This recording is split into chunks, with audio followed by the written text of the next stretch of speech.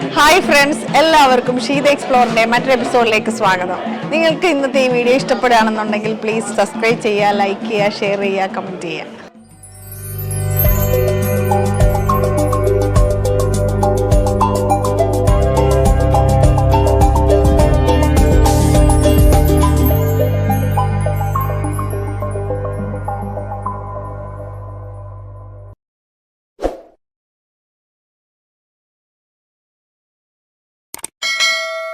പ്രവാസികൾക്ക് എപ്പോഴും മലയാളി അസോസിയേഷൻസ് കുറേ ഉണ്ടാവാറുണ്ട്. അപ്പം അങ്ങനെയുള്ള ഒരു അസോസിയേഷനാണ് ഓർമ്മ മലയാളി അസോസിയേഷനാണ്. ഇവരുടെ ഒരു പ്രോഗ്രാം നാളെ വരാൻ പോവാണ്. ഇശൽ നിലാവ് എന്നാണ് പ്രോഗ്രാമിൻ്റെ പേര്.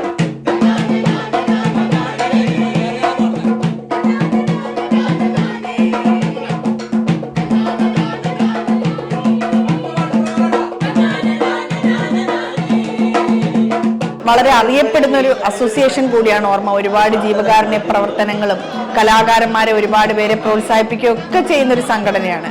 അപ്പൊ അവര് എത്രത്തോളം ഹാർഡ് വർക്ക് ചെയ്തിട്ടാണ് ഓരോ പ്രോഗ്രാമും ഈ സ്റ്റേജിൽ എത്തിക്കുന്നെന്നുള്ളത് നമുക്കൊന്ന് അറിയണ്ടേ.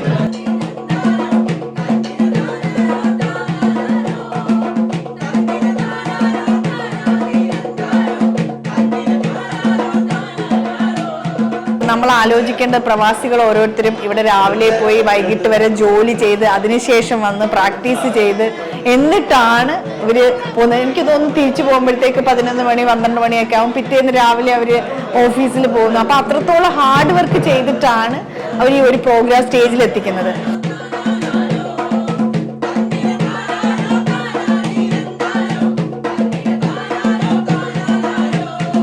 ഇതിൽ നിന്ന് നിങ്ങൾ മനസ്സിലാക്കേണ്ട ഒരു കാര്യം, പ്രവാസികൾ എപ്പോഴും കലയെ എത്രമാത്രം ചേർത്ത് നിർത്തുന്നു എന്നുള്ളതാണ്. അതിൻ്റെ ഒരു മികച്ച ഉദാഹരണമാണ് ഇവിടെ കണ്ടുകൊണ്ടിരിക്കുന്നത്. എല്ലാവരും വളരെ ആക്റ്റീവാണ്. നാളെ പ്രോഗ്രാം നടക്കാൻ പോവാണ്. പക്ഷേ എല്ലാവരെയും ഒന്നും നമുക്ക് ഇതിനകത്ത് ഉൾക്കൊള്ളിക്കാൻ പറ്റില്ല. എന്നാലും മാക്സിമം പാർട്ടിസിപ്പേറ്റ് ചെയ്യുന്നവരെയൊക്കെ ഞാൻ ഇതിനകത്ത് പങ്കെടുപ്പിക്കുന്നതായിരിക്കും. അതിൻ്റെ പിന്നാമ്പുറ കാഴ്ചകളാണ് നിങ്ങൾ കണ്ടുകൊണ്ടിരിക്കുന്നത്. നാളെ ഇത് സ്റ്റേജിൽ ഷോസ് ആയിട്ട് വരും. അപ്പോൾ എന്തായാലും നമുക്ക് ഇന്നത്തെ വീഡിയോയിലോട്ട് കിടക്കാം.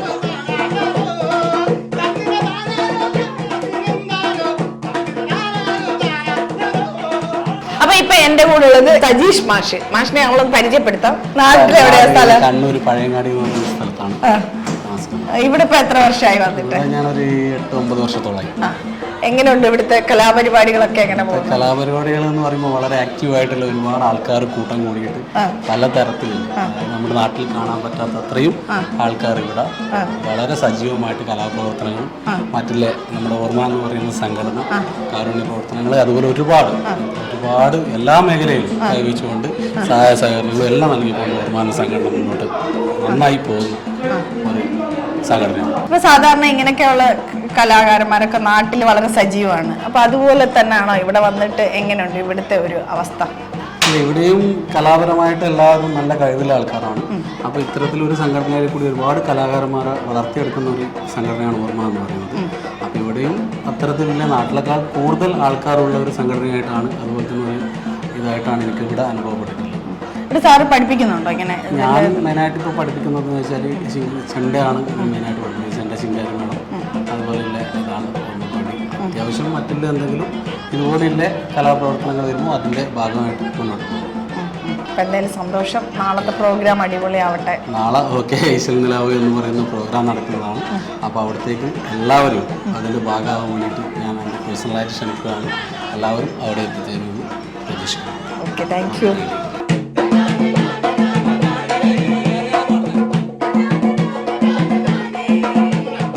പേരെന്താണ്?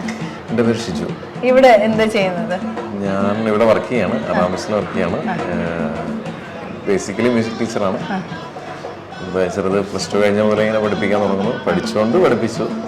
ഇങ്ങനെ പഠിത്തം ക്ലാസ് കൂടി ഇങ്ങനെ കൂടെ കൊണ്ടുപോകുന്നു. നാട്ടിലെവിടെയാ സ്ഥലം? നാട്ടിൽ തൃക്കരിപ്പൂരാണ് പ്രോപ്പർ. കാസർഗോഡ്. ഇവിടെ സാധാരണ പൊതുവെ കുട്ടികൾ ഒരുപാട് പഠിക്കാൻ താല്പര്യം കാണിക്കാറുണ്ട്. അത് നമ്മളെ നാട്ടില് ഇതിന് കലയോടൊക്കെ ഭയങ്കര ആക്റ്റീവ് ആയിരിക്കുമല്ലോ പലരും. ഇവിടെ എങ്ങനെയാണ് ഒരു എക്സ്പീരിയൻസ്? നമുക്ക് നോർമലി എല്ലാവർക്കും ഒരു ധാരണയുണ്ട് ഗൾഫ് രാജ്യങ്ങളിൽ ദാരിദ്ര്യമാണ്, ഇത് കലാകാരന്മാരുടെ ദാരിദ്ര്യമാണ്. പക്ഷെ ഞാൻ കണ്ടിടത്തോളം നാട്ടിലേക്കാൾ കൂടുതൽ കഴിവുള്ള കുട്ടികൾ ഇവിടെയുണ്ട്. നമ്മൾക്ക് തോന്നും പെട്ടെന്ന് പഠിപ്പിച്ച് ഒഴിവാക്കിയിട്ട് പെട്ടെന്ന് തീർത്തിട്ട് പോകാമെന്ന്. പക്ഷേ നമ്മൾ പഠിപ്പിക്കുന്ന സമയത്ത് അവർ ഡീറ്റെയിൽ ആയിട്ട് ചോദിക്കുമ്പോഴാണ് നമുക്ക് മനസ്സിലാവുക അവർക്ക് കൂടുതൽ അറിയാനും പഠിക്കാനുള്ള താല്പര്യം ഉണ്ടെന്നുള്ളത് മനസ്സിലാവും. അപ്പോൾ എനിക്കങ്ങനെയാണ് ഫീൽ ചെയ്തത്. ഇത്രയും കാലത്തെ അനുഭവത്തിന് എനിക്ക് അങ്ങനെയാണ് ഫീൽ ചെയ്തത്. 2012 മുതൽ ഞാനിവിടെ പഠിപ്പിക്കുന്നുണ്ട്. പക്ഷെ എനിക്ക് അങ്ങനെയാണ് ഫീൽ ചെയ്തത്. യൂട്യൂബ് ചാനലിലെ ആൾക്കാർക്ക് വേണ്ടിയിട്ട് ഒരു 2 വരി ഏതെങ്കിലും പാടാൻ പറ്റും. നീരാടുവാൻ നിലയിൽ നീരാടുവാൻ, നീരാടുവാൻ നിലയിൽ നീരാടുവാൻ, നീ എന്തേ വൈകി വന്നു പൂന്തിങ്കളേ, നീ എന്തേ വൈകി വന്നു പൂന്തിങ്കളേ, നീരാടുവാൻ നിലയിൽ നീരാടുവാൻ, നീരാടുവാൻ നിലയിൽ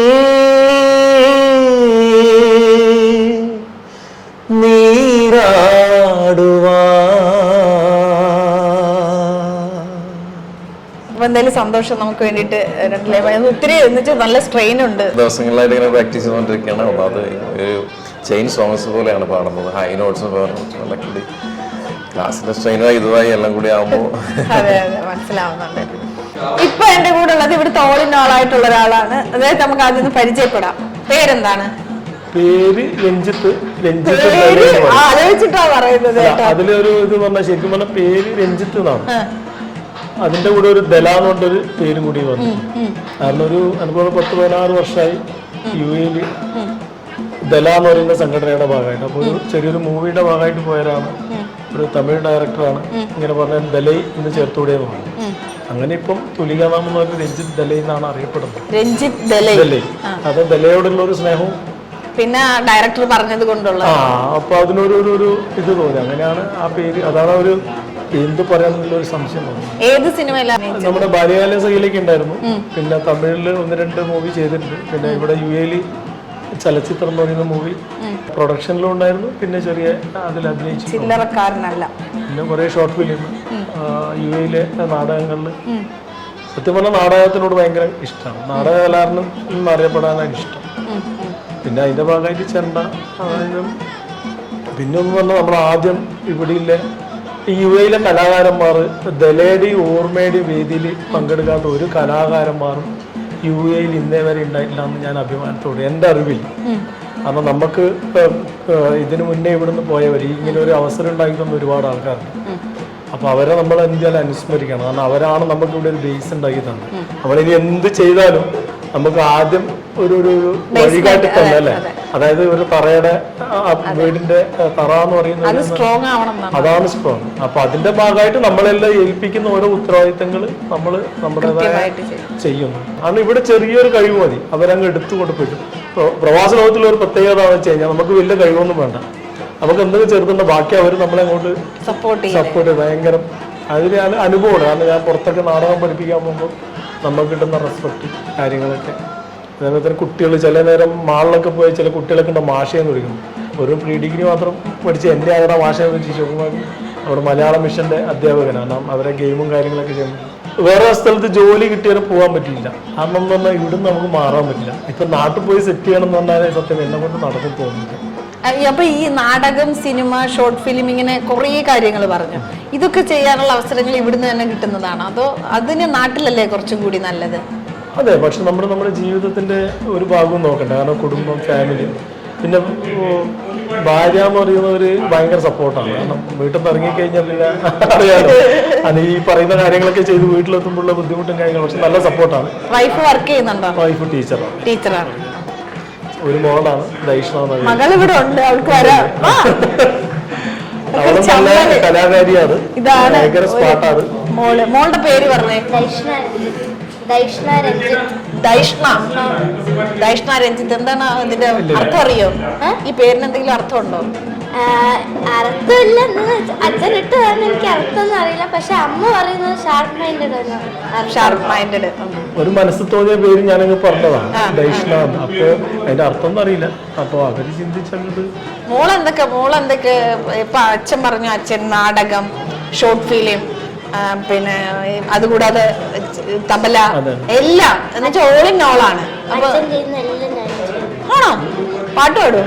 ഇവളുടെ ഒരു പ്രത്യേകത 2 ലൈൻ പാടാമോ? മേഡം, ഇവിടെ ഒരു പ്രത്യേകത പറഞ്ഞാൽ ഇവള് കഴിഞ്ഞതിന്റെ അപ്പുറത്തെ വർഷം അബുദാബി നാടക മത്സരത്തിലെ ബെസ്റ്റ് കുട്ടി നടിക്കുള്ള അവാർഡ് നേടിയ കുട്ടി കൂടിയാണ്. ജിനോ മാഷെ സ്റ്റേജിൽ എന്ന് പറഞ്ഞത് കാര്യം. അതുകൊണ്ട് അഭിനയത്തോട് കൺഗ്രാചുലേഷൻ. അപ്പൊ ഇത്രയും വലിയ ആളാണ് എന്റെ മുന്നില്. 2 വരി പാടാമോ? കണ്ണാന്തുമ്പി പോരാമോ, എന്നോടിഷ്ടം കൂടാമോ, നിന്നെ കൂടാതില്ലല്ലോ ഇന്നെന്നുള്ളിൽ പൂക്കാലം. മനുഷ്യനെ സ്നേഹിച്ചു നോക്ക്, മനസ്സിൻ്റെ ഉള്ളിൽ പള്ളി ഉണ്ടാക്ക്, അതിലേത് ജാതിക്കും കേറാമെന്നാക്ക്. അർത്ഥവത്തായ ലൈൻ. ഇതാണ് UAE സത്യം.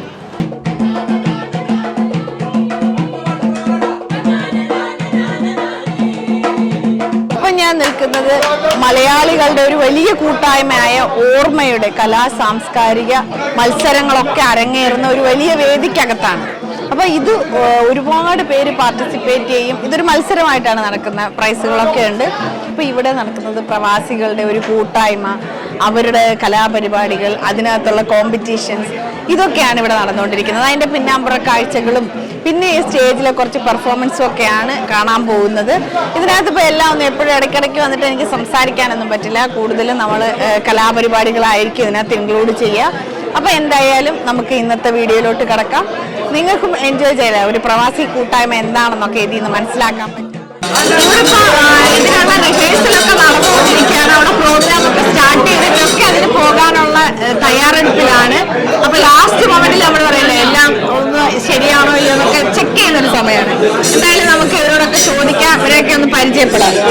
പേര് പറഞ്ഞോളൂ. അനില, നിത, ബാബുരാജ്, സുനിൽ, ജോസ് പീറ്റർ, സ്മൈൽ. നാട്ടിലെവിടെയാ സ്ഥലം? കൊല്ലം, എറണാകുളം, പാലക്കാട്, തിരുവനന്തപുരം, വയനാട്. അവിടെ ആലപ്പുഴ. പേര് പറഞ്ഞായിരുന്നോ?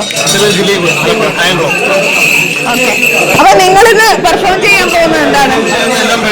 ആണ്. ആ, ഇവിടെ എത്ര വർഷമായിട്ട് ഇപ്പൊ ഇങ്ങനെ പ്രോഗ്രാം ചെയ്തുകൊണ്ട് നിങ്ങൾ? നമ്മൾ ഈ ഓർമ്മ എന്ന് പറയുന്ന സംഘടന ഞങ്ങളിപ്പോൾ പല ജില്ലകളിലുള്ള ആളുകളാണ്. പല ജില്ലകളിലുള്ള ആളുകൾ ഞങ്ങൾ പരസ്പരം ഈ കലയെയും ഇതിനൊക്കെ നന്നായിട്ട് സ്നേഹിക്കുന്ന ആളുകളാണ്. പക്ഷേ നാട് വിട്ട് ഞങ്ങളിവിടെ എത്തിക്കഴിഞ്ഞപ്പോൾ ഞങ്ങൾക്ക് ഞങ്ങളുടെ കയ്യിലുള്ള ഈ മനസ്സിലുള്ള ഈ കലയെല്ലാം ഞങ്ങൾക്കൊന്ന് പെർഫോം ചെയ്തൊരു പൊതുവായിട്ടുള്ളൊരു വേദി അത് ഞങ്ങൾക്ക് ഉണ്ടായിരുന്നില്ല. പക്ഷെ ഞങ്ങൾ എന്നാണ് ഞങ്ങൾ ഓർമ്മയിൽ വന്നത് അന്ന് മുതലാണ് ഞങ്ങൾ എല്ലാവരും ഒത്തുകൂടി ഓർമ്മ ഞങ്ങൾക്ക് ഇതുപോലെ തന്നെ പലവിധ സ്റ്റേജുകൾ ഒരുക്കി തന്ന് അവിടെയാണ് ഞങ്ങളുടെ ഈ കലാരൂപങ്ങളെ ഞങ്ങൾ പുറത്തെടുക്കുന്നത്. അങ്ങനെയുള്ള വലിയൊരു കാര്യം തന്നെയാണ് ഓർമ്മ ഞങ്ങൾക്ക് വേണ്ടി ചെയ്യുന്നത്. അതുകൊണ്ട് തന്നെ അതിൻ്റെ അത്രയും ആത്മാർത്ഥതയോടെ തന്നെ ഞങ്ങൾ ഓർമ്മയ്ക്ക് വേണ്ടി ഞങ്ങൾ എല്ലാവരും സംഘടനയിലെ പ്രവർത്തകർ തന്നെയാണ്. ഈ ഒരു പരിപാടി നല്ലപോലെ വിജയിപ്പിച്ച് ഇനിയും കൂടുതൽ കലാകാരന്മാരെ ഞങ്ങളിതിലേക്ക് അണിനിരത്തുന്നതിന് വേണ്ടിയിട്ടുള്ള ഒരു നല്ലൊരു പ്രവർത്തനം അതാണ് ഞങ്ങളിപ്പോൾ നടത്തിക്കൊണ്ടിരിക്കുന്നത്. പുതിയ ആളുകളെ കണ്ടെത്തി ഇപ്പം ഞങ്ങളെപ്പോലെ തന്നെ കഴിവുണ്ടായിട്ടും അവസരങ്ങൾ കിട്ടാതെ എത്രയോ ഇതുപോലെയുള്ള ആ നല്ല കലാകാരന്മാരെ കണ്ടെത്തി അവരെ പ്രോത്സാഹിപ്പിക്കുന്നതിന് വേണ്ടിയിട്ടുള്ള നല്ലൊരു പരിശ്രമമാണ് ഇപ്പോൾ നടത്തിക്കൊണ്ടിരിക്കുന്നത്. പേരെന്താണ്? എവിടെ സ്ഥലം? കോട്ടയം. ആരോ ഒരാളൂടെ എവിടെ സ്ഥലം? കാഞ്ഞങ്ങാടാണ്. പിന്നെ ഞാനൊരു മുസ്ലിമാണ്. പക്ഷെ എനിക്ക് ഏത് കളിക്കാൻ ഞാൻ അപ്പൊ ഇതിനകത്ത് നമ്മൾ മനസ്സിലാക്കണം, പ്രവാസികൾ എവിടെ പോയാലും നാടൻ കലാരൂപങ്ങളും നാടൻ ഭക്ഷണവും ഒന്നും മറക്കാറില്ല. നമ്മൾ നാട്ടിൽ പോയി കഴിഞ്ഞാൽ ഇപ്പൊ മന്തിയൊക്കെയാണ് കൂടുതൽ കാണാൻ കിട്ടുന്നത്. ഇവിടെ ആണെങ്കിൽ നാടൻ ഭക്ഷണം, അതുപോലെ തന്നെ നാടൻ കലാരൂപങ്ങൾ, തെയ്യം, ഇതെല്ലാം ഇവിടെ വന്നു കഴിഞ്ഞാൽ നമുക്ക് ആ പഴയ കാലത്തിലോട്ട് തിരിച്ചു പോകുന്നതാണ്. അവർ അതിന് വേണ്ടിയിട്ട് എടുക്കുന്ന ഒരു എഫേർട്ട് അത് നമ്മൾ അപ്രീഷിയേറ്റ് ചെയ്യാതിരിക്കാൻ പറ്റില്ല. എന്ന് വെച്ച് കഴിഞ്ഞാൽ ജോലി കഴിഞ്ഞിട്ട് വന്നത് പ്രാക്ടീസ് ചെയ്ത് ഈ സ്റ്റേജിൽ ഇത് പെർഫോം ചെയ്യുമ്പോൾ കിട്ടുന്ന അവർക്കൊരു സന്തോഷം, അവരുടെ ഒരു പാഷനാണിത്. ഇതിനകത്ത് ജാതിയോ മതമോ ഇതൊന്നുമില്ലാതാണ് കൊണ്ടുവന്നത്. എന്തായാലും നിങ്ങൾക്ക് പ്രൈസ് കിട്ടട്ടെ പ്രാർത്ഥിക്കുന്നു. മറ്റവരെല്ലാം കൊല്ലും.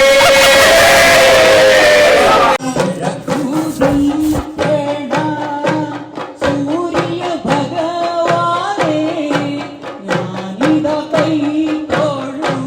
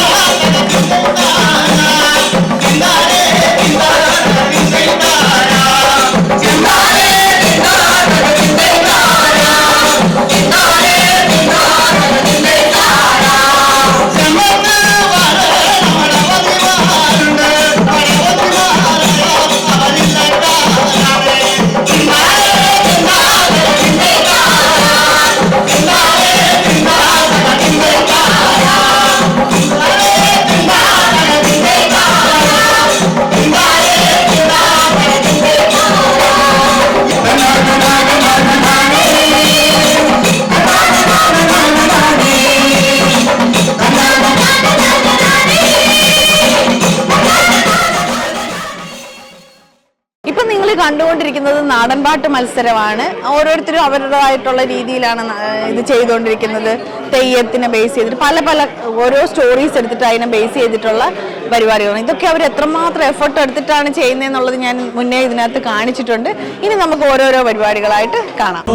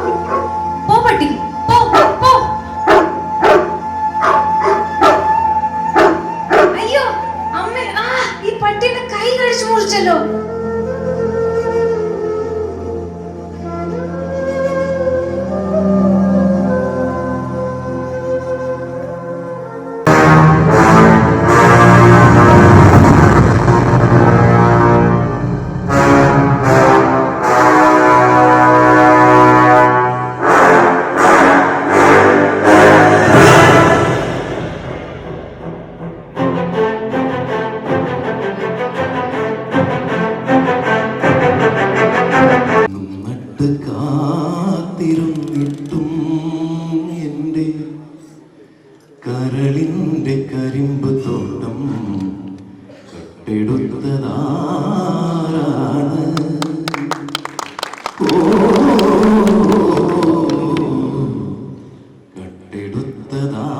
കട്ടെടുത്തതാരാണ്? ഈ വർണ്ണസുരഭിയ ഭൂമിയിലല്ലാതെ കാമുക ഹൃദയങ്ങളുണ്ടോ? ഈ വർണ്ണസുരഭിയ ഭൂമിയിലല്ലാതെ കാമുക ഹൃദയങ്ങളുണ്ടോ? സന്ധ്യകളുണ്ടോ? ചന്ദ്രികയുണ്ടോ? ഗന്ധർവഗീതമുണ്ടോ? അങ്കകളെ എരിക്കടലിനക്കരയക്കരെ നമ്മളിരിപ്പോ കണ്ണീർ കനവുമായി ഇങ്ങിതിലെ കഥനക്കടലിനക്കരയക്കരെ നമ്മളിരിപ്പോ കണ്ണീർ കനവുമായി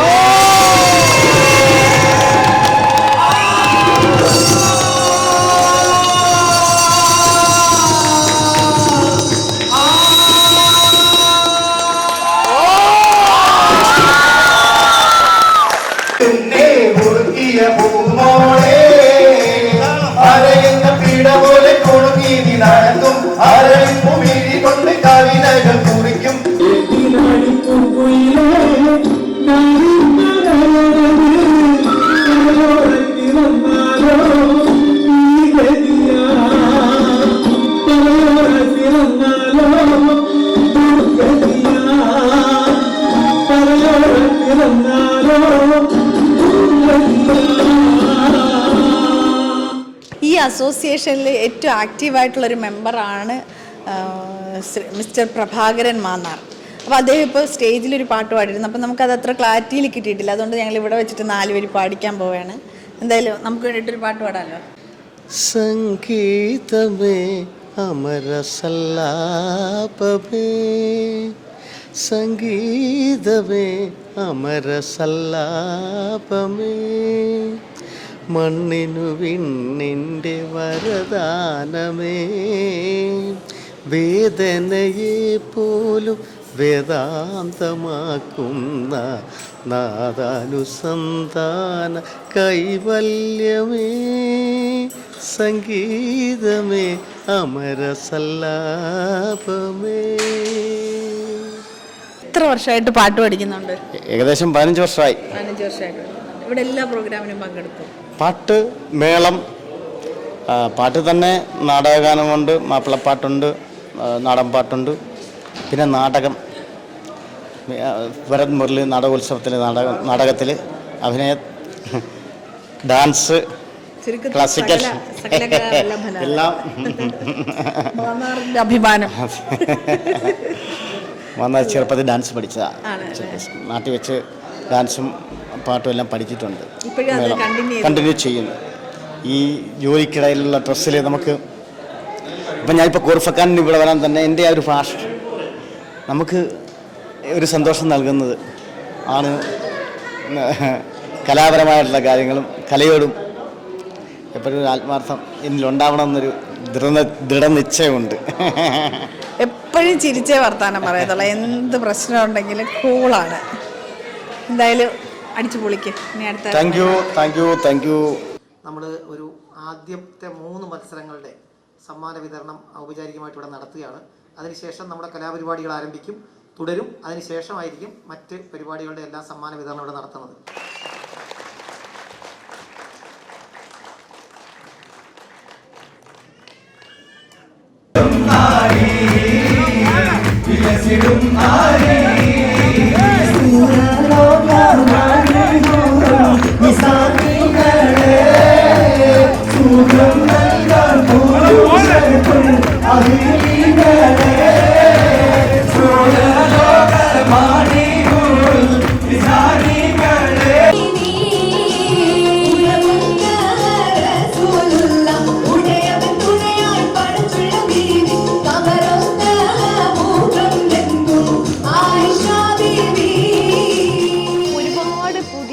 പരിപാടികൾ, പ്രോഗ്രാംസ് ഒക്കെ നമുക്ക് കാണാൻ പറ്റി. മുട്ടിപ്പാട്ട്, മാപ്പിളപ്പാട്ട്, ഒപ്പനയിൽ തന്നെ എനിക്ക് ഏറ്റവും എന്നെ അതിശയിപ്പിച്ചത് ഏജ് ആയിട്ടുള്ള ഇപ്പോൾ 30-50 ഇടയ്ക്കുള്ളവർ സിനിമാറ്റിക് ഒപ്പന എന്ന് പറഞ്ഞിട്ടൊരു പ്രോഗ്രാം ഉണ്ടായിരുന്നു. അതൊക്കെ ഭയങ്കര വെറൈറ്റി ആയിട്ട് തോന്നി. എന്ന് വെച്ചാൽ ഇവരൊക്കെ ഇതൊക്കെ കണ്ടെത്തി ഇത്രയും കോർഡിനേറ്റ് ചെയ്ത് വരാനുള്ള സമയം ഇവർക്ക് എങ്ങനെ കിട്ടുന്നു എന്നുള്ളതാണ് ഏറ്റവും നമ്മളെ അതിശയിപ്പിച്ചൊരു കാര്യം. പിന്നെ ഇവിടുത്തെ ചൂടിനെയൊക്കെ ഇപ്പോൾ മറന്ന്, ഇവിടെ നല്ല ചൂടാണ്, വെക്കേഷൻ ടൈമാണ്. ഇതൊക്കെ മറന്നുകൊണ്ട് കൊച്ചു കുട്ടികളും ഫാമിലിയും ഒക്കെ വളരെ എൻജോയ് ചെയ്തിട്ടുള്ളൊരു ദിവസമായിരുന്നു.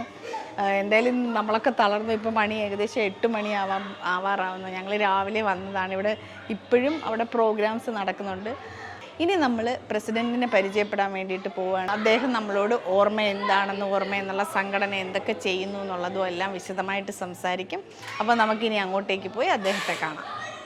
ഇപ്പോൾ ഇവിടെ അസോസിയേഷൻ്റെ പരിപാടികളൊക്കെ അവിടെ തകൃതിയായിട്ട് നടന്നുകൊണ്ടിരിക്കുക. രാവിലെ തുടങ്ങിയതാണ്. എല്ലാവരും ക്ഷീണിച്ചു, ഞാനും ക്ഷീണിച്ചു. പ്രസിഡന്റാണ് നമ്മളോടൊപ്പം ഉള്ളത്. അദ്ദേഹത്തെ നമുക്ക് ആദ്യം ഒന്ന് പരിചയപ്പെടാം. പേരെന്താണ്? ഷിജു ബഷീർ എന്നാണ് പേര്. നാട്ടിലെവിടെയാ സ്ഥലം? ഞാൻ കൊല്ലം ജില്ലയിൽ പത്തനാപുരം പട്ടാഴി എന്ന് പറഞ്ഞതാണ് എൻ്റെ സ്വദേശം. ഇവിടെ വന്നിട്ട് ഇപ്പൊ എത്ര വർഷമായി? ഇവിടെ വന്നിട്ട് ഏകദേശം 30 വർഷത്തോളം ആകുന്നു. ജീവിതത്തിന്റെ ഒരു നല്ല പാർട്ട് ഇവിടെ തന്നെയാണ്. ജോലി സൗകര്യാർത്ഥം ദുബൈയിലേക്ക് മാറി. ദുബായിലെ ഇതിന്റെ പൂർവ്വകാല സംഘടനയായ ദല, ഓർമ്മയ്ക്ക് മുമ്പ് ഓർമ്മയുടെ പൂർവ്വകാല സംഘടനയാണ് ദല എന്ന് പറയുന്ന സംഘടന. കഴിഞ്ഞ 43 വർഷമായിട്ട് ഈ ദുബായിയുടെ മണ്ണിൽ സാംസ്കാരിക രാഷ്ട്രീയ പ്രവർത്തനങ്ങൾ നടത്തുന്നു. സാംസ്കാരിക പ്രവർത്തനത്തിലുപരി തന്നെ നമ്മൾ ഉദ്ദേശം വെക്കുന്നത് ഈ ഭൂമിയിൽ എന്തെങ്കിലും ബുദ്ധിമുട്ട് അനുഭവിക്കുന്ന ഏതെങ്കിലും ഒരു പ്രവാസി ഉണ്ടെങ്കിൽ നമ്മളെ സമീപിച്ചാൽ അവർക്കൊരാശ്വാസം, ഒരു തണലേകാൻ നമ്മൾക്ക് കഴിയും. ഇപ്പൊ ഈ ഓർമ്മ രൂപീകരിക്കപ്പെട്ടിട്ട് എത്ര വർഷമായി? ഓർമ്മ രൂപീകരിച്ചിട്ട് 4 വർഷം മാത്രം. 4 വർഷം. ഇതിന്റെ ഒരു പ്രവർത്തനങ്ങളൊക്കെ പൂർവ്വകാല സംഘടനയാണ് ദല. ദലയുടെ പേര് നമ്മൾ ചില സാങ്കേതിക കാരണങ്ങളാൽ പേര് മാറ്റി ഓർമ്മ എന്ന നിലയിലേക്ക് മാറ്റുകയാണ് ഉണ്ടായത്. അപ്പോൾ ഓർമ്മ എന്ന് പറഞ്ഞു കഴിഞ്ഞാൽ മറവികളെ ഓർമ്മപ്പെടുത്തുക എന്നുള്ളതാണ് നമ്മളുടെ ഒരു പ്രധാന കർത്തവ്യം. കാരണം മനുഷ്യൻ സൗകര്യപൂർവ്വം പലതും മറന്നു പോകുന്നു. നമ്മുടെ പഴയ കാലങ്ങൾ, പഴയ ജീവിതം, പഴയ സംസ്കാരം, പഴയ രാഷ്ട്രീയം എല്ലാം നമ്മൾ മറന്നുകൊണ്ടേയിരിക്കുകയാണ്. പുതിയ തലമുറയ്ക്ക് അത് ഓർമ്മപ്പെടുത്തി കൊടുക്കാനും, മറന്നവർക്ക് ഓർമ്മപ്പെടുത്തി കൊടുക്കാനും പുതിയ തലമുറയെ അത് പരിചയപ്പെടുത്തി കൊടുക്കുക എന്നുള്ളതാണ് ഓർമ്മയുടെ അടിസ്ഥാനപരമായ ഒരു തത്വം. പിന്നെ ഒരു പ്രവാസ സംഘടന എന്നുള്ള നിലയിൽ പ്രവാസ സംഘടന പ്രവർത്തിക്കുന്നതിന് ചില പരിമിതികൾ ഈ പ്രവാസ ഭൂമികയിലുണ്ട്. ഇവിടുത്തെ നിയമങ്ങളും അതോടൊപ്പം തന്നെ ഇവിടുത്തെ ഭരണാധികാരികളുടെ ബഹുമാനവും നിലനിർത്തിക്കൊണ്ട് തന്നെയാണ് നമ്മളിവിടെ പ്രവർത്തനം നടത്തുന്നത്. ഇവിടെ നമ്മൾ പ്രധാനമായി പ്രവർത്തനം നടത്തുന്നത് സാംസ്കാരിക പ്രവർത്തനമാണ്. കലാരംഗത്ത്, സാഹിത്യ രംഗത്ത്, സ്പോർട്സ് രംഗത്തൊക്കെ തന്നെ നമുക്ക് നിരവധി പ്രവർത്തനങ്ങൾ നമ്മൾ നടത്തുന്നുണ്ട്. ഓർമ്മയെ സംബന്ധിച്ച് പറഞ്ഞു കഴിഞ്ഞാൽ ഓർമ്മയ്ക്ക് ഒരുപാട് ബൈ ഡിവിഷൻസ് ഉണ്ട്. അതായത് ഓർമ്മ സെൻട്രൽ കമ്മിറ്റിയുടെ അടിയിൽ തന്നെ 5 മേഖലാ കമ്മിറ്റികളുണ്ട്. അതിനിടയിൽ 44 യൂണിറ്റ് ഉണ്ട്. ഏകദേശം 5308 മെമ്പർമാരുണ്ട്. അത് മേഖലാ തലത്തിലാണ് അതിൻ്റെ പ്രവർത്തനം കൂടുതൽ. കാരണം നമുക്കൊരു വലിയ പ്രോഗ്രാമായിട്ട് സംഘടിപ്പിക്കാൻ ആളുകളെ കൊള്ളാനുള്ള ഒരു ബുദ്ധിമുട്ട് കൊണ്ട് നമ്മളെപ്പോഴും പ്രോഗ്രാം വെക്കുമ്പോൾ പലപ്പോഴും മേഖലാ ഭാരവാഹികൾ, മേഖലാ യൂണിറ്റ് ഭാരവാഹികൾ അത്തരത്തിലുള്ളവരെ മാത്രം ഉൾപ്പെടുത്തിക്കൊണ്ടാണ് പൊതുപരിപാടിയായിട്ട് നമ്മൾ എല്ലാ വർഷവും ഡിസംബർ 1-2 തീയതികളിൽ നമ്മൾ കേരളോത്സവം എന്ന് പറഞ്ഞൊരു പരിപാടി സംഘടിപ്പിക്കാറുണ്ട്. ഏകദേശം 20,000 ആളുകൾ അതിൽ പങ്കെടുക്കുന്നുണ്ട്. നാട്ടിൽ നിന്നും, വിദേശത്ത് നിന്നും, ഇവിടെ നിന്നും, നാട്ടിൽ നിന്നും നിരവധി ഗസ്റ്റുകൾ അതിൽ പങ്കെടുക്കാറുണ്ട്. മന്ത്രിമാരടക്കമുള്ള ഗസ്റ്റുകൾ പങ്കെടുപ്പിച്ചുകൊണ്ട് വിവിധ കലാപരിപാടികളും പ്രത്യേകിച്ച് നാടൻ കലാരൂപങ്ങൾ, നമ്മൾ മറന്നുപോയ നാടൻ കലാരൂപങ്ങളൊക്കെ തന്നെ. ഇപ്പം നമ്മുടെ ഒരു എക്സാമ്പിൾ പറയുകയാണെങ്കിൽ റോക്കറ്റ് ഡാൻസ്. ഇന്നാർക്കും, ഇന്നത്തെ യുഎയിലെ തലമുറയിലുള്ള ആർക്കും പറഞ്ഞാൽ റോക്കറ്റ് ഡാൻസ് എന്താണെന്ന് അറിയില്ല. അതുപോലെ തന്നെ മുട്ടിപ്പാട്ട്, അങ്ങനെ കുറേ കലാരൂപങ്ങൾ, മറന്നുപോയ കുറേ കലാരൂപങ്ങൾ നമ്മൾ ഓർമ്മപ്പെടുത്തിക്കൊണ്ട് അവരെ പരിശീലിപ്പിച്ചുകൊണ്ട് പിന്നെ ഓർമ്മ വിവിധ പരിപാടികൾ നടത്തുന്നുണ്ട്. ഓർമ്മയ്ക്ക് തന്നെ സ്വന്തമായ ഒട്ടനവധി കലാരൂപങ്ങളുണ്ട്. ചെണ്ടയുണ്ട്, വനിതാ ചെണ്ടമേളമുണ്ട്, ശിങ്കാരി മേളം നടത്തുന്നുണ്ട്. ഇതൊക്കെ തന്നെ ഓർമ്മയുടെ ഒരു മുഖമുദ്ര തന്നെയാണ്. ഇപ്പോൾ ഈ ഓർമ്മയിൽ പുതിയതായിട്ട് ഒരാൾക്ക് ജോയിൻ ചെയ്യണമെന്നുണ്ടെങ്കിൽ അവരെന്താ ചെയ്യേണ്ടത്? ഓർമ്മയിൽ ഏതൊരാൾക്കും, വർഗീയ താല്പര്യമില്ലാത്ത ഏതൊരാൾക്കും ഓർമ്മയിൽ നമ്മൾ അംഗത്വം നൽകുന്നുണ്ട്. അതിന് രാഷ്ട്രീയ പരിഗണനയൊന്നുമില്ല. ഓർമ്മ ഒരു സാംസ്കാരിക സംഘടനയാണ്. അതിനാർക്കും നമുക്ക് അംഗത്വം എടുക്കാം. നമ്മളൊരു അംഗത്വം എടുക്കുന്നത് നമുക്ക് ഓരോ വർഷത്തിലും അംഗത്വം പുതുക്കുന്നതിനുള്ള മാസമുണ്ട്. അപ്പോൾ ജനുവരിയോടുകൂടി നമുക്ക് പുതിയ മെമ്പർഷിപ്പിൻ്റെ കാലയളവ് വരും. ആ കാലയളവിൽ നമ്മൾ ജനുവരി അല്ല, ശരിയായിട്ട് പറഞ്ഞു കഴിഞ്ഞാൽ ഈ ഓഗസ്റ്റ് കഴിഞ്ഞാൽ സെപ്റ്റംബർ മുതൽ ജനുവരി വരെ നമുക്ക് ആ മെമ്പർഷിപ്പ് ക്യാമ്പയിൻ കാലയളവാണ്. ആ കാലയളവിൽ നമുക്ക് മെമ്പർഷിപ്പ് എടുക്കാം. നമ്മളൊരു മെമ്പർഷിപ്പിന് നമുക്കൊരു 10 ദിർഹംസ് മാത്രമാണ്. ഇനി ഇതിനോടനുബന്ധിച്ച് ഒരു ബെനിഫിറ്റ് സ്കീമുണ്ട്. അതായത് നമ്മൾ 10 ദിർഹംസ് നമ്മൾ ചാരിറ്റി ഫണ്ടിലേക്കൂടെ നമ്മൾ വാങ്ങുന്നുണ്ട്. അപ്പോൾ ഒരു അംഗത്തിന് നമുക്കൊരു വർഷത്തേക്ക് വരുന്ന 20 ദിർഹംസാണ്. ആ 20 ദിർഹംസ് വാങ്ങുന്നത് 10 ദിർഹംസ് മെമ്പർഷിപ്പായിട്ടും 10 ദിർഹംസ് ചാരിറ്റി ഫണ്ട്. ചാരിറ്റി ഫണ്ടിൻ്റെ പ്രത്യേകത എന്താണെന്ന് വെച്ച് കഴിഞ്ഞാൽ ഓർമ്മ അംഗമായിരുന്ന് ആരെങ്കിലും മരണപ്പെട്ടാൽ അവരുടെ കുടുംബത്തിന് നമ്മൾ 2 ലക്ഷം രൂപ നമ്മൾ സഹായിക്കുന്നുണ്ട്. പിന്നെ അതോടൊപ്പം തന്നെ നമ്മുടെ കേരള ഗവൺമെൻറ്റിൻ്റെ ഈ നോർക്ക ക്ഷേമനിധി പദ്ധതിയിൽ ഓർമ്മാംഗങ്ങൾ എല്ലാവരും തന്നെ അംഗങ്ങളാണ്. ഒട്ടുമിക്ക ആളുകളും അംഗങ്ങളാണ്. അപ്പോൾ സർക്കാരിൻ്റെ ധനസഹായവും നമ്മൾ തന്നെയാണ് അതെല്ലാം അറേഞ്ച് ചെയ്ത് കൊടുക്കുന്നത്. അതുപോലെ തന്നെ ഇപ്പോഴത്തെ ബോഡി നമുക്ക് നാട്ടിലേക്ക് സൗജന്യമായിട്ട് എത്തിക്കാനുള്ള ആംബുലൻസ് സർവീസ് സംവിധാനം നോർക്കയുമായി സഹകരിച്ച് നമ്മൾ ചെയ്യുന്നുണ്ട്. പിന്നെ ഇവിടെ തൊഴിൽ തട്ടിപ്പിന് ഇരയാകുമ്പോൾ അല്ലെങ്കിൽ ഇവിടെ എന്തെങ്കിലും നിയമസഹായം വേണമെങ്കിലും സൗജന്യ നിയമസഹായം ഓർമ്മ അറേഞ്ച് ചെയ്ത് കൊടുക്കുന്നുണ്ട്. പിന്നെ പലപ്പോഴും ലേബർ കേസുകളിലൊക്കെ നമ്മൾ ഇടപെട്ടുകൊണ്ട് അതൊരു അമക്കബിൾ സെറ്റിൽമെൻ്റ് ആക്കിയിട്ട് നമ്മൾ കൊടുക്കുന്നുണ്ട്. രോഗങ്ങളുമായി മല്ലിടുന്നവരെ, രോഗത്തിന് ബുദ്ധിമുട്ടുന്നവരെ നമ്മൾ സഹായിക്കുന്നുണ്ട്. അത് ഇൻഷുറൻസ് കാർഡില്ലാത്ത ഒട്ടനവധി ആളുകളുണ്ട്. പലപ്പോഴും വിസിറ്റിംഗ് വിസയിലൊക്കെ ആളുകൾ വന്നിട്ട് ഇവിടെ കുടുങ്ങുന്നൊരവസ്ഥയുണ്ട്. ചിലപ്പോൾ വിസിറ്റിംഗ് വിസയിൽ നമ്മുടെ പേരൻസിനെ കൊണ്ടുവരും, ഇൻഷുറൻസ് ഉണ്ടാകില്ല. ഇവിടെ വന്നിട്ട് പെട്ടെന്നുണ്ടാകുന്ന അസുഖങ്ങളും അല്ലെങ്കിൽ പിന്നെ ക്രിട്ടിക്കൽ ഇൽനെസ്സിന് നമ്മൾ വേണ്ട സഹായങ്ങൾ ഹോസ്പിറ്റലുമായിട്ട് ബന്ധപ്പെട്ടിട്ട് അതിന് സാമ്പത്തികമായി നമുക്ക് ഒരുപാട് സഹായിക്കാൻ ശരിയായ രീതിയിൽ ഓർമ്മയ്ക്ക് അങ്ങനെ ഒരു സാമ്പത്തിക ഫണ്ട് സ്രോതസ്സൊന്നുമില്ല. നമ്മൾ അഭിമുഖാംശികളായ ആളുകളെ സമീപിച്ചുകൊണ്ട് അവരിൽ നിന്ന് സഹായം വാങ്ങി അങ്ങോട്ട് കൊടുക്കുന്നു എന്നുള്ളൊരു ജോലിയാണ് ഓർമ്മ നടത്തിക്കൊണ്ടിരിക്കുന്നത്. അത്തരത്തിലുള്ള പ്രവർത്തനമാണ് ആ ചാരിറ്റിയുമായി ബന്ധപ്പെട്ട് നടത്തുന്നത്. പക്ഷേ അതിന് അപ്പുറത്തേക്ക് ഇവിടെ ബുദ്ധിമുട്ടുന്ന നിരവധി ആൾക്കാരുണ്ട്. ഉദാഹരണം ഏറ്റവും ചെറിയ ഉദാഹരണം പറഞ്ഞാൽ ഈ മഴക്കെടുതിയിൽ ഏറ്റവും വലിയ പ്രവർത്തനമാണ് ഓർമ്മ നടത്തിയത്. ഓർമ്മയുടെ സെൻട്രൽ ഭാരവാഹികളടക്കം മേഖലാ ഭാരവാഹികളടക്കം ഏകദേശം അര വെള്ളത്തിൽ നമ്മൾ നടന്നാണ് ഭക്ഷണ കിറ്റുകൾ ഷാർജയിലെ മജാസ് അടക്കമുള്ള ക്യാമ്പുകളിൽ നമ്മൾ വിതരണം ചെയ്തത്. അപ്പോൾ അത്തരത്തിൽ സന്നദ്ധരായ ഒട്ടനവധി ആളുകൾ നമുക്ക് ഉണ്ട്. അതോടൊപ്പം തന്നെ നമ്മൾ കൽബ ക്യാമ്പുകളിൽ ഭക്ഷണം എത്തിക്കാനും നമ്മൾ 150ഓളം ഭക്ഷണ കിറ്റുകൾ എത്തിക്കാൻ കഴിഞ്ഞിട്ടുണ്ട്. ഇവിടെ തന്നെ നമ്മൾ ഭക്ഷണത്തിന് ബുദ്ധിമുട്ടുന്ന ആരെങ്കിലും നമ്മുടെ ശ്രദ്ധയിൽപ്പെട്ട അവർക്ക് നമ്മൾ ഭക്ഷണ കിറ്റ് എത്തിച്ചു കൊടുക്കാറുണ്ട്. ഇത്തരത്തിലുള്ള സാമൂഹ്യ പ്രവർത്തനം, സാമൂഹ്യ പ്രതിബദ്ധതയാണ് ഓർമ്മയുടെ മുഖമുദ്ര. ആരും കഷ്ടപ്പെടരുത്, ആരും ബുദ്ധിമുട്ടരുത്, എല്ലാവരും നമ്മളെപ്പോലാണ്. എല്ലാവരെയും നമ്മൾ പരസ്പരം സ്നേഹിച്ചുകൊണ്ട് നമ്മൾ അവരെ വിശ്വാസത്തിലെടുത്തുകൊണ്ട് നമ്മൾ അവർക്ക് ചെയ്യാൻ പറ്റുന്ന ചെറിയ സഹായങ്ങൾ, നമുക്ക് ചെയ്യാൻ കഴിയുന്ന സഹായങ്ങൾ നമ്മൾ ചെയ്തു പോകുന്നുണ്ട്. അതാണ് ഓർമ്മ നടത്തുന്ന പ്രധാനമായ പ്രവർത്തനങ്ങൾ. പിന്നെ സാംസ്കാരിക രംഗത്ത് നമ്മൾ ഒട്ടനവധി ആളുകളെ നിങ്ങൾക്കറിയാം, നിങ്ങളിപ്പോൾ ഇവിടെ കണ്ട പ്രോഗ്രാമിൽ നമ്മൾ ഒട്ടനവധി പുതിയ പാട്ടുകാരാണ് പുതിയതായിട്ട് രംഗത്ത് വരുന്നത്. ആ പുതിയ പാട്ടുകാർ വരിക എന്ന് പറഞ്ഞു കഴിഞ്ഞാൽ അവരെ നമ്മൾ കണ്ടെത്തുകയാണ്. കാരണം അവരുടെ കഴിവുകളെ നമ്മൾ പ്രോത്സാഹിപ്പിക്കുകയാണ്. ഓരോ വർഷവും ഇത്തരത്തിൽ നടത്തുന്ന യൂത്ത് ഫെസ്റ്റിവൽ മാതിരിയുള്ള പരിപാടികളിൽ നിന്ന് പുതിയ പുതിയ ആളുകൾ കടന്നു വരികയും അവരുടെ കഴിവുകൾ കണ്ടെത്തുകയും അവരെ മുൻനിരയിലേക്ക് കൊണ്ടുവരികയും ചെയ്യുന്നതാണ് ഓർമ്മയുടെ ഏറ്റവും വലിയൊരു പ്രാധാന്യം. അതുപോലെ വനിതകളുടെ കാര്യത്തിൽ മറ്റിതര സംഘടനകൾക്ക് അതീതമായിട്ട് ഇവിടെ ഏറ്റവും കൂടുതൽ ഇപ്പോൾ കാണുന്ന വനിതകളാണ്. വനിതകളെ മുന്നോട്ട് കൊണ്ടുവരുന്ന കാര്യത്തിൽ ഓർമ്മ പ്രത്യേകം ശ്രദ്ധിക്കാറുണ്ട്. വനിതാ പ്രവർത്തകരെ കൂടുതൽ സംഘടിപ്പിച്ചുകൊണ്ട് വനിതാ ക്യാമ്പുകൾ കൊണ്ട് വനിതാ ദിനം ആചരിക്കാറുണ്ട്. അതുപോലെ തന്നെ പിന്നെ നമ്മൾ പലപ്പോഴും മെഡിക്കൽ ക്യാമ്പുകൾ നടത്താറുണ്ട്.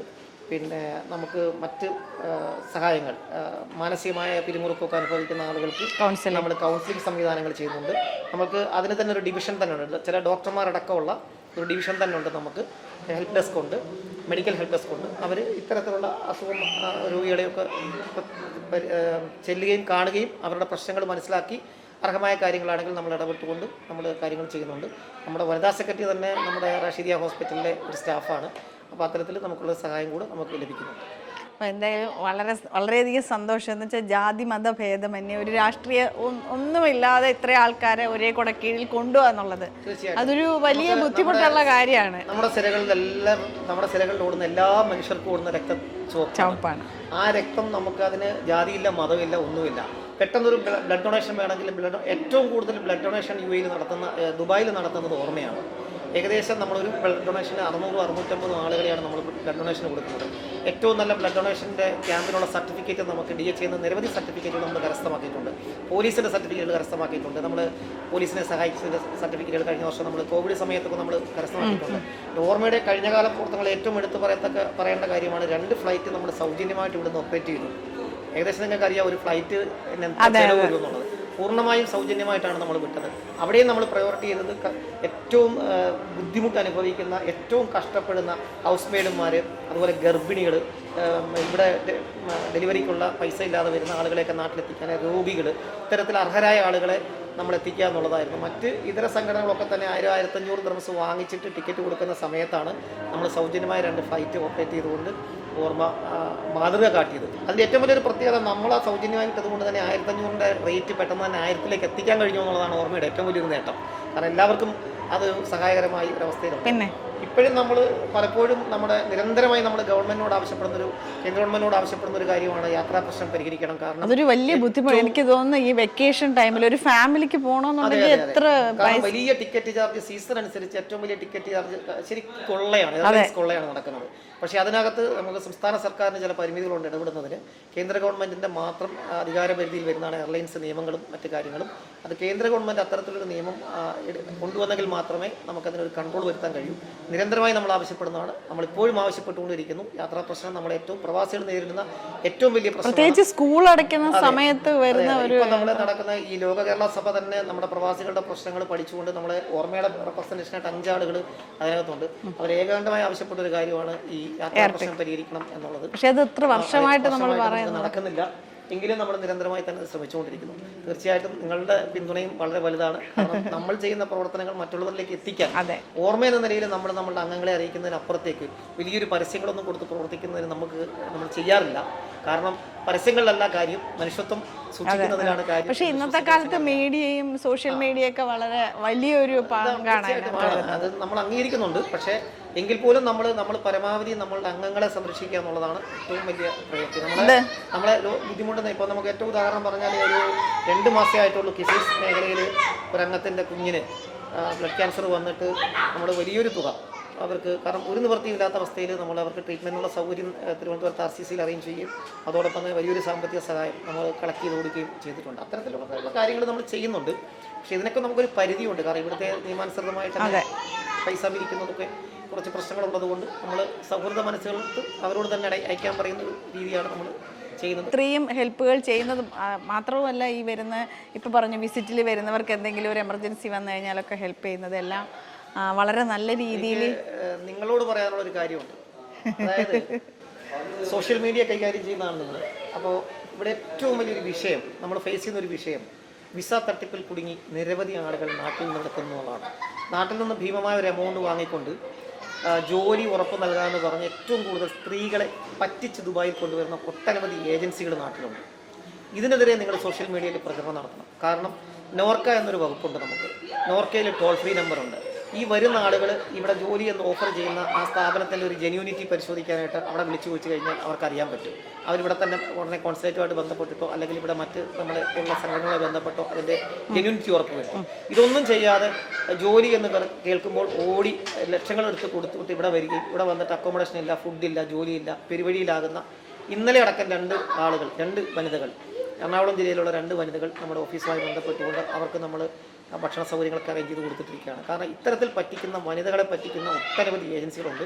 അവർക്കെതിരെ നിങ്ങൾ ഉൾപ്പെടെയുള്ള സോഷ്യൽ മീഡിയ കൃത്യമായ ഇടപെടൽ നടത്തണം. ഇവിടെ വിസിറ്റിംഗ് വിസ എന്ന് പറയുന്നത് തൊഴിൽ ചെയ്യാനുള്ളതല്ല, ടൂറിസ്റ്റ് പർപ്പസിനാണ് ഇവിടെ വരുന്നത്. ആ ബോധ്യം നമ്മുടെ ആളുകൾക്ക് ഉണ്ടാക്കാൻ. പക്ഷെ അത് എത്ര ഒരു തട്ടിപ്പ് വന്നാലും ആൾക്കാർ അത് മനസ്സിലാക്കുന്നില്ല എന്നുള്ളത് ഒരു വലിയ കാരണം നമ്മൾ പലപ്പോഴും ഇതെത്ര നമ്മൾ പ്രചരണം കൊടുത്താലും ആളുകൾ വീണ്ടും വീണ്ടും അതിലേക്ക് വരുന്നത്. അല്ല, നമ്മൾ തന്നെ ഇപ്പൊ പറഞ്ഞു കഴിഞ്ഞാൽ പറയാൻ ഞങ്ങൾക്കൊരു ജോലി കിട്ടുന്നത് കൊണ്ടുള്ളൊരു ബുദ്ധിമുട്ടാണെന്നാണ് പറയാറ്. നമ്മൾക്ക് നൽകാനുള്ളൊരു ഉപദേശം എന്ന് പറയുന്നത്, നിങ്ങൾ അത്തരത്തിൽ പൈസ കൊടുക്കുകയാണ്, നിങ്ങൾ ജോബ് വിസ ആണോ കുഴപ്പമില്ല, ജോബ് വിസ ആണെങ്കിൽ തന്നെയും പൈസ കൊടുത്തുകൂടെ വിസ നടത്തി വരാൻ കഴിയില്ല. അത് ജോബ് വിസ ആണെങ്കിൽ നമുക്കത് ജെന്യൂനിറ്റി ഉണ്ടാവും പിന്നെയും. പക്ഷേ വിസിറ്റിംഗ് വിസ എന്ന് പറയുന്നത് അതൊരു തട്ടിപ്പിന് വേണ്ടി മാത്രമുള്ള സംഗതിയാണ്. വിസിറ്റ് വിസയിൽ വന്നാൽ ഇവിടെ ജോലിക്കില്ല. ഇവർ ചെയ്യുന്നൊരു പ്രവൃത്തി എന്താണെന്ന് വെച്ചാൽ വിസിറ്റ് വിസയിൽ ഇവിടെ കൊണ്ടുവരും. ഇവിടെ കൊണ്ടുവന്നിട്ട് ഇവർ കുറേ ഇടത്ത് ഇൻ്റർവ്യൂ അറേഞ്ച് ചെയ്യും. അതിന് ഫിറ്റ് ആവുന്നവരാണെങ്കിൽ ചിലപ്പോൾ ലെക്കോട് ജോലി കിട്ടിയാൽ അവരുടെ കാര്യം കഴിഞ്ഞ് അവർക്ക് പൈസ കിട്ടി. ഇനി അൺലക്കാണെങ്കിൽ വരുന്ന ആൾക്ക് ജോലി കിട്ടിയില്ലെങ്കിൽ ഇവർ പതുക്കെ സ്കിപ്പാവുന്ന ഒരു പരിപാടിയാണ്. അവർ എസ്കേപ്പ് ആവും. പിന്നെ ഇവിടെ വന്ന ആൾ ഇവിടെ കുടുങ്ങിപ്പോവും. പല ആളുകളും 1 വർഷവും 2 വർഷമായിട്ട് വിസയൊക്കെ എക്സ്പയർ ആയിട്ട് ഇവിടെ കിടക്കുന്ന ആൾക്കാരുണ്ട്. അവരെയൊക്കെ നമ്മുടെ അടുത്ത് എത്തുന്നവരെ നമ്മൾ കയറ്റി വിടുന്നുണ്ട്. അവരെ നമ്മൾ ഹ്യൂമാനിറ്റി കൺസർവേഷൻ വഴി ഡിപ്പാർട്ട്മെൻറ്റുണ്ട്. ആ ഡിപ്പാർട്ട്മെൻറ്റ് വഴി നമ്മൾ ഇടപെട്ടുകൊണ്ട്, നമ്മളിപ്പോൾ പബ്ലിക് റിലേഷൻസ് കമ്മിറ്റി ഉണ്ട്, ആ കമ്മിറ്റി അത് ഇടപെട്ടുകൊണ്ട് അവരെ നമ്മൾ നാട്ടിലേക്ക് കയറ്റി വിടുന്നുണ്ട്. പലപ്പോഴും നമ്മൾ തന്നെ ടിക്കറ്റ് എടുത്ത് കൊടുത്ത് നാട്ടിലേക്ക് കയറ്റി വിടുന്നത്. അങ്ങനെ വിടുന്നവരുണ്ട്. പക്ഷേ ഇവിടെ വരുന്നവർ വളരെ വലിയ പ്രതീക്ഷയോടാണ്. ആ പ്രതീക്ഷയ്ക്കൊത്ത് അവർക്ക് എത്താൻ കഴിയാത്തതിൻ്റെ പലപ്പോഴും ഈ തട്ടിപ്പിൽ കൊടുക്കുന്നത് കൊണ്ടാണ്. അപ്പോൾ ആ തട്ടിപ്പിനെതിരെ ശക്തമായി സോഷ്യൽ മീഡിയ പ്രതികരിക്കണം എന്ന് എനിക്ക് നിങ്ങളോട് പറയാനുള്ളത്. എന്തായാലും ഓർമ്മയെ കുറിച്ച് ഇത്രയും കാര്യങ്ങൾ ചോദിച്ചു മനസ്സിലാക്കിയതിനുള്ള നന്ദി, ഓർമ്മയുടെ നന്ദി അധികമായി രേഖപ്പെടുത്തുന്നു. Thank you very much.